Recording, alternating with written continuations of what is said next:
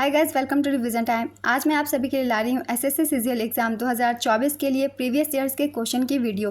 Previous years के question है जुलाई 2023 के एग्जाम के पूछे गए क्वेश्चन है सभी। तो जीके जीएस के क्वेश्चन मैंने लिए हैं और साथ ही हर क्वेश्चन के लिए आपको दे रही हूँ एक्स्ट्रा फैक्ट्स जो कि आपको इस साल के आने वाले एग्जाम में काफ़ी मदद करेगी। तो चलिए स्टार्ट करते हैं आज की ये वीडियो। चैनल पर अगर पहली बार आए तो चैनल को ज़रूर सब्सक्राइब कर लीजिए और साथ ही इस वीडियो को लाइक भी कर दीजिएगा। बहुत कम समय में बहुत ज़्यादा जीके के क्वेश्चन की आपकी तैयारी यहाँ हो जाएगी। तो चलिए स्टार्ट करते हैं आज की ये वीडियो। माधवी मुद्गल भारत के किस शास्त्रीय नृत्य से संबंधित है? इसका आंसर है ओडिसी। माधवी मुद्गल ओडिसी की शास्त्रीय नृत्यांगना है, लेकिन उन्होंने भरतनाट्यम और कथक भी सीखा था। उन्होंने 1984 में संस्कृति पुरस्कार, 1990 में पद्मश्री पुरस्कार और 2000 में ओडिशा राज्य संगीत नाटक पुरस्कार जीता था। नेक्स्ट क्वेश्चन, भारतीय संविधान के अनुच्छेद 23 और अनुच्छेद 24 किस मौलिक अधिकार से संबंधित है? इसका आंसर है शोषण के विरुद्ध अधिकार। यामिनी कृष्णमूर्ति किस शास्त्रीय नृत्य के लिए जानी जाती है? इसका आंसर है भरतनाट्यम और कुचिपुड़ी।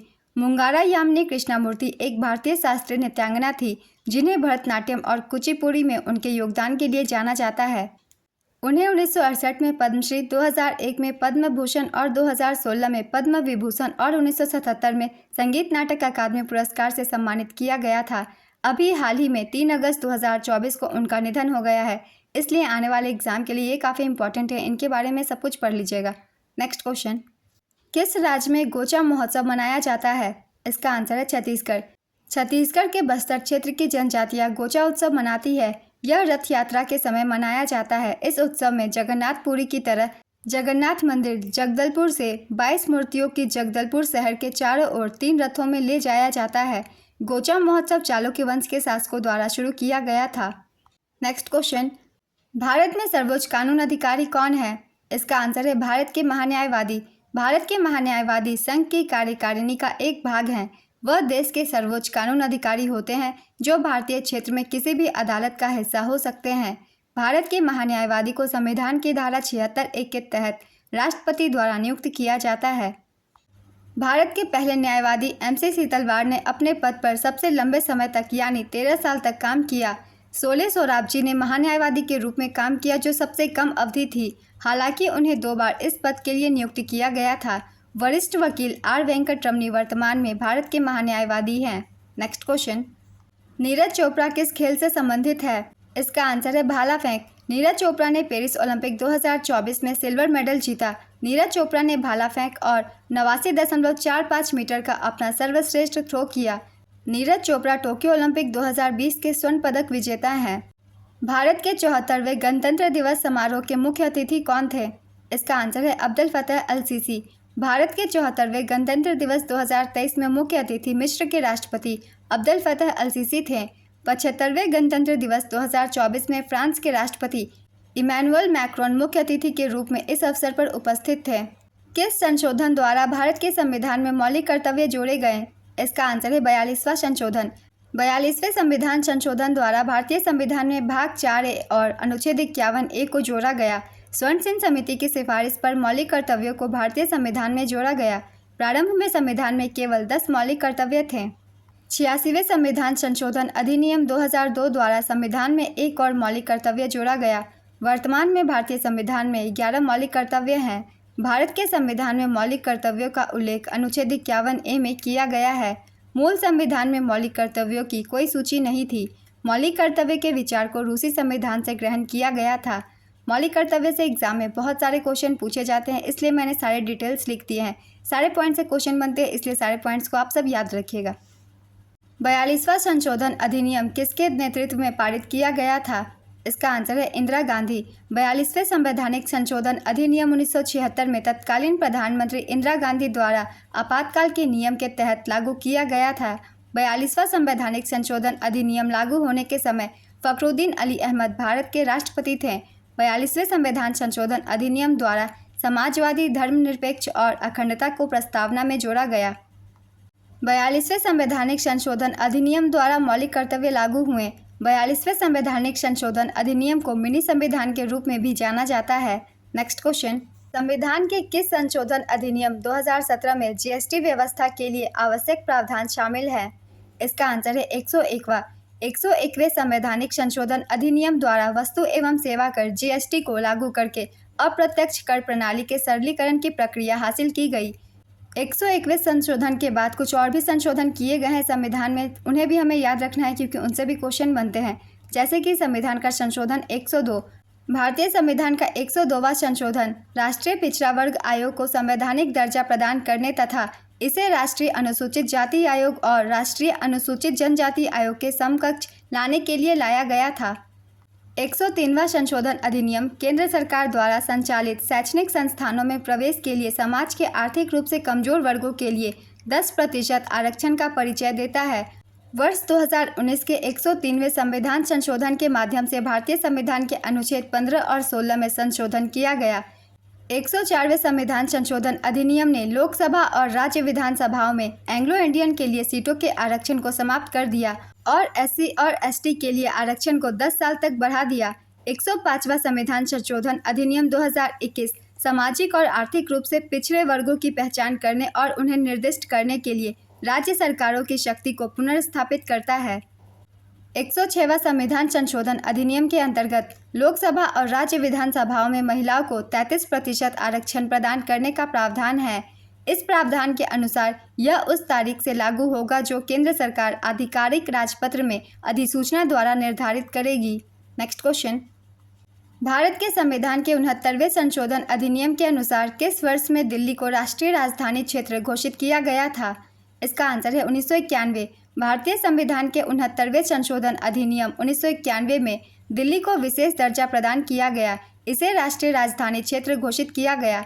इसने राज्य के लिए एक राज्य विधानसभा और मंत्रिपरिषद बनाई। इस अधिनियम के तहत आदित्यनाथ झा दिल्ली के पहले उपराज्यपाल बने।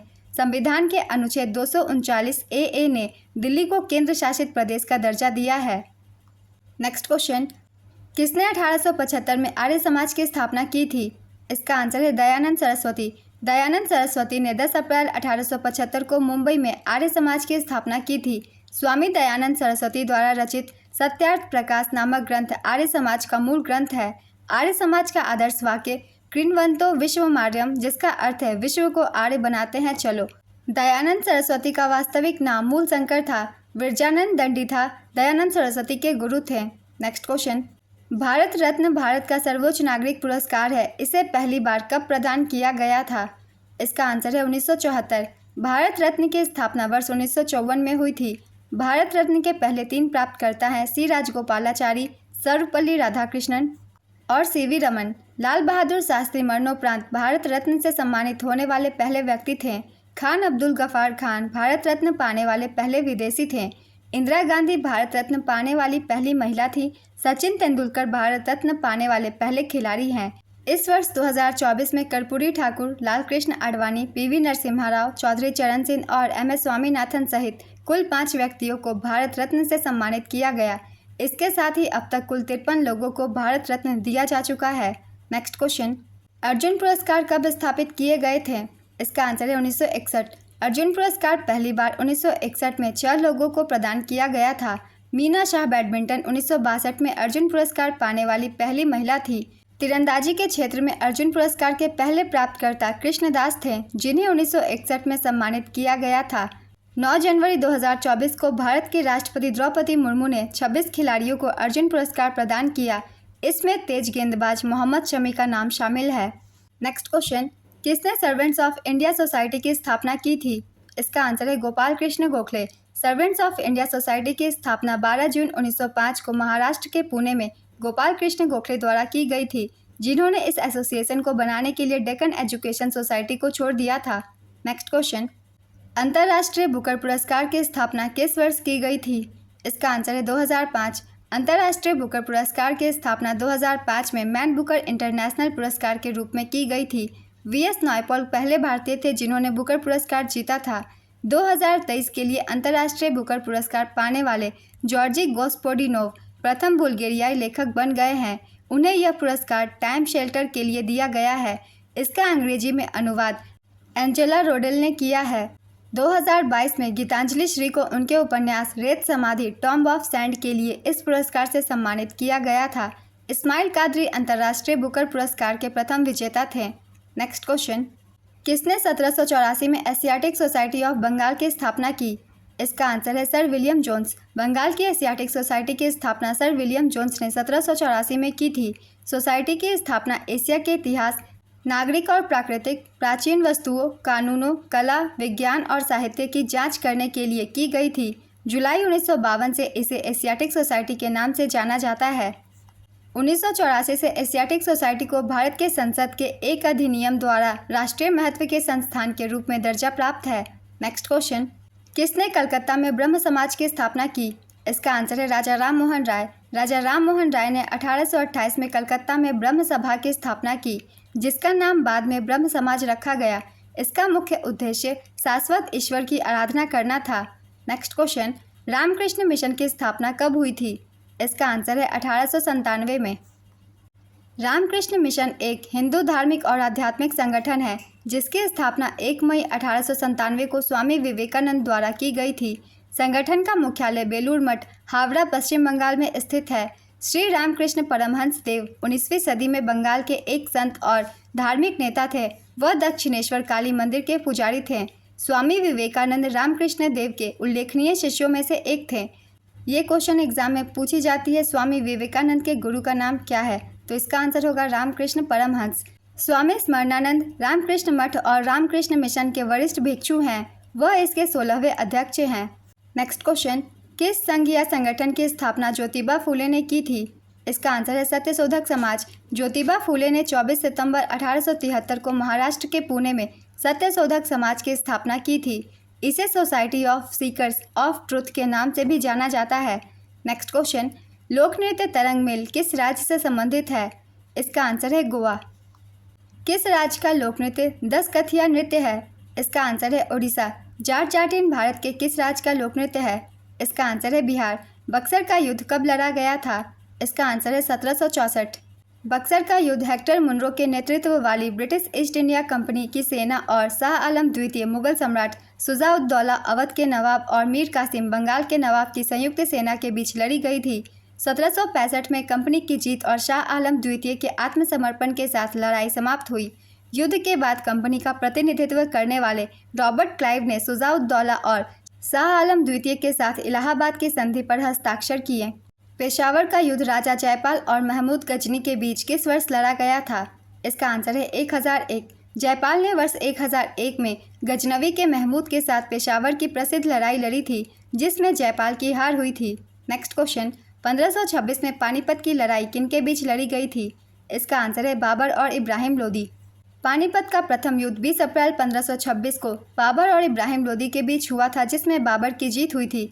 पानीपत का द्वितीय युद्ध 5 नवंबर 1556 को अकबर और हेमू के बीच हुआ था, जिसमें अकबर की जीत हुई थी। पानीपत का तृतीय युद्ध 14 जनवरी 1761 को अहमद शाह अब्दाली और मराठा सेनापति सदाशिव राव भाव के बीच हुआ था, जिसमें अफगानों की जीत हुई थी। नेक्स्ट क्वेश्चन, किस राजपूत शासक ने 1191 में तराइन के प्रथम युद्ध में मोहम्मद गोरी को हराया था? इसका आंसर है पृथ्वीराज चौहान। तराइन का प्रथम युद्ध 1191 में मोहम्मद गोरी के नेतृत्व वाली तुर्की जनजाति घुरिड्स और पृथ्वीराज चौहान और उनके सहयोगियों के नेतृत्व वाले राजपूतों के बीच लड़ी गई थी। इसमें पृथ्वीराज चौहान की सेना की जीत हुई थी। नेक्स्ट क्वेश्चन, घाघरा का युद्ध कब हुआ था? इसका आंसर है 1529। अफगान राजा महमूद लोदी और मुगल बादशाह बाबर के बीच 1529 में घाघरा का युद्ध हुआ था। बाबर ने इस युद्ध में विजय प्राप्त की। घाघरा का युद्ध उत्तर प्रदेश के गोरखपुर के निकट घाघरा नदी के तट पर लड़ा गया था। घाघरा का युद्ध बाबर द्वारा लड़ा गया अंतिम युद्ध एवं मध्यकालीन इतिहास का प्रथम युद्ध था, जिसे जल और थल दोनों जगह लड़ा गया। नेक्स्ट क्वेश्चन, चौसा का युद्ध किस वर्ष हुआ था? इसका आंसर है 1539। चौसा का युद्ध भारत में मुगल सम्राट हुमायूं और सूरी साम्राज्य के संस्थापक शेर शाह सूरी के बीच लड़ा गया था। यह 29 जून 1539 को आधुनिक बिहार राज्य के बक्सर जिले में स्थित चौसा गांव के पास लड़ा गया था। इसमें शेर शाह सूरी की विजय हुई। शेर शाह सूरी और हुमायूं के बीच 17 मई 1540 को उत्तर प्रदेश के कन्नौज में कन्नौज का युद्ध या बिलग्राम की लड़ाई हुई थी, जिसमें हुमायूं की हार हुई थी। नेक्स्ट क्वेश्चन, तालीकोटा का युद्ध कब हुआ था? इसका आंसर है 1565। तालीकोटा का युद्ध 23 जनवरी 1565 को विजयनगर साम्राज्य और दक्कन सल्तनत के बीच लड़ा गया था। इसमें दक्कन सल्तनत की संयुक्त सेना ने विजयनगर की सेना को विनाशकारी पराजय दी। यह लड़ाई बीजापुर के दक्षिण पूर्वी स्थान पर लड़ी गई थी, जो अब उत्तरी कर्नाटक राज्य में है। इस युद्ध को राक्षस तांगड़ी के नाम से भी जाना जाता है। इस लड़ाई को आमतौर पर विजयनगर साम्राज्य के अंत का प्रतीक माना जाता था। नेक्स्ट क्वेश्चन, कौन सी भारत की सबसे बड़ी प्रायद्वीपीय नदी है? इसका आंसर है गोदावरी। गोदावरी नदी प्रायद्वीपीय भारत की सबसे लंबी नदी है। इस नदी को वृद्ध गंगा भी कहा जाता है। इस नदी का उद्गम महाराष्ट्र के नासिक के पास त्र्यंबकेश्वर से होता है। गोदावरी नदी को दक्षिण गंगा के नाम से भी जाना जाता है। नेक्स्ट क्वेश्चन, भारत की कौन सी नदी बंगाल की खाड़ी में गिरती है? इसका आंसर है गोदावरी। नासिक पहाड़ी गोदावरी नदी का उद्गम स्थल है। गंगा केवल भारत में बहने वाली के बाद गोदावरी भारत की दूसरी सबसे लंबी नदी है। गोदावरी नदी महाराष्ट्र, तेलंगाना, आंध्र प्रदेश, छत्तीसगढ़, ओडिशा राज्यों से होकर बहती है और अंततः बंगाल की खाड़ी में मिल जाती है। नेक्स्ट क्वेश्चन, तापी नदी का उद्गम किस राज्य में है? इसका आंसर है मध्य प्रदेश। तापी नदी मध्य प्रदेश के बैतूल जिले के मुल्ताई से उत्पन्न होकर सतपुरा पर्वत प्रक्षेपों के मध्य से पश्चिम की ओर बहती हुई महाराष्ट्र के खानदेश के पठार एवं सूरत के मैदान को पार करती है और गुजरात स्थित खंभात की खाड़ी अरब सागर में गिरती है। Next question, V Satyanarayana Sharma किस शास्त्रीय नृत्य शैली के लिए जाने जाते थे? इसका आंसर है कुचिपुड़ी। 1999 में भारत रत्न से किसे सम्मानित किया गया था? इसका आंसर है पंडित रविशंकर। पंडित रविशंकर एक भारतीय सितार वादक और संगीतकार थे। पंडित रविशंकर को 1999 में भारत का सर्वोच्च नागरिक सम्मान भारत रत्न से सम्मानित किया गया था। नेक्स्ट क्वेश्चन, जेरोफ्थाल्मिया किस विटामिन की कमी के कारण होता है? इसका आंसर है विटामिन ए। एनीमिया किस विटामिन की कमी के कारण होता है? इसका आंसर है विटामिन B12। निशागंधी उत्सव भारत के किस राज्य में मनाया जाता है? इसका आंसर है केरल। भारतीय संविधान का कौन सा अनुच्छेद निर्देशक सिद्धांतों के आवेदन के बारे में बताता है? इसका आंसर है अनुच्छेद 37। ओणम एक वार्षिक हिंदू त्यौहार है जिसकी उत्पत्ति भारत के किस राज्य में हुई है? इसका आंसर है केरल। NCRB का पूरा नाम क्या है? इसका आंसर है नेशनल क्राइम रिकॉर्ड्स ब्यूरो। राष्ट्रीय भारतीय शास्त्रीय नृत्य संस्थान द्वारा अभिनंदन सरोजा राष्ट्रीय पुरस्कार 2021 किसे प्राप्त हुआ? इसका आंसर है अपर्णा सतीसन। प्रसिद्ध नृत्यांगना अपर्णा सतीसन भरतनाट्यम और कुचिपुड़ी की प्रतिपादक है। राष्ट्रीय नृत्य शिरोमणि पुरस्कार 2022 अपर्णा सतीसन ने जीता है।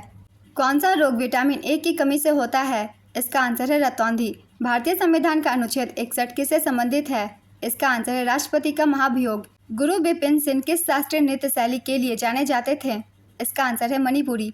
भारत के संविधान के किस अनुच्छेद में प्रावधान है कि राज्यों के राज्यपाल होंगे?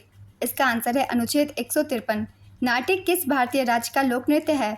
इसका आंसर है हिमाचल प्रदेश। नेक्स्ट क्वेश्चन, पंथी नृत्य शैली का संबंध भारत के किस राज्य से है? इसका आंसर है छत्तीसगढ़। भारत के संविधान में संविधान संशोधन के प्रावधानों को किस देश के संविधान से अपनाया गया था? इसका आंसर है दक्षिण अफ्रीका। मुद्रा का पूरा नाम क्या है? इसका आंसर है micro units development and refinance agency.